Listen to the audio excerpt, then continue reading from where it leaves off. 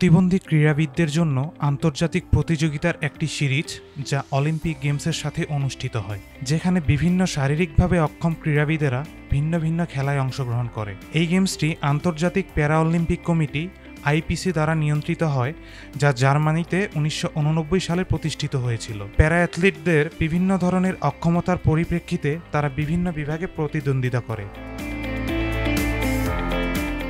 দ্বিতীয় বিশ্বযুদ্ধের পর 1948 সালে ব্রিটিশরা সর্বপ্রথম প্যারা অলিম্পিক শুরু করে। পরে রোমে 1960 সালে আনুষ্ঠানিকভাবে এই গেমস আয়োজন করে, যেখানে বিশ্বের 23টি দেশের 400 জন প্রতিবন্ধী ক্রীড়াবিদ অংশ নেয়। এটি বৃহত্তম আন্তর্জাতিক ক্রীড়া ইভেন্টগুলির মধ্যে একটি, যা প্রত্যেক 4 বছর পর পর অনুষ্ঠিত হয়।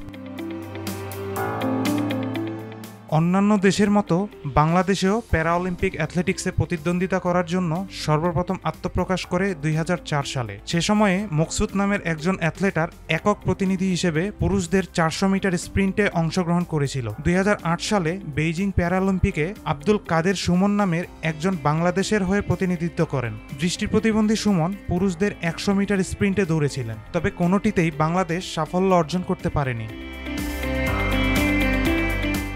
2024 সালের প্যারিসে আয়োজিত এবারের আসরে বাংলাদেশের হয়ে 2 জন প্রতিযোগী প্রতিনিধিত্ব করেছেন, যেখানে নারী প্যারা আর্চার জুমা আক্তার সরাসরি প্রতিদ্বন্দ্বিতা করেছেন এবং আল আমিন হোসেন পুরুষ বিভাগে আর্চারিতে লড়েছেন।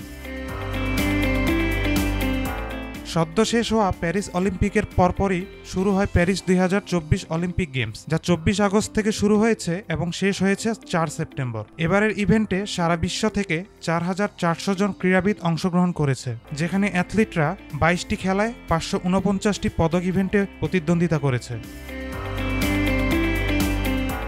মাহিদুর রহমান প্লাবন, ভোরের পাতা।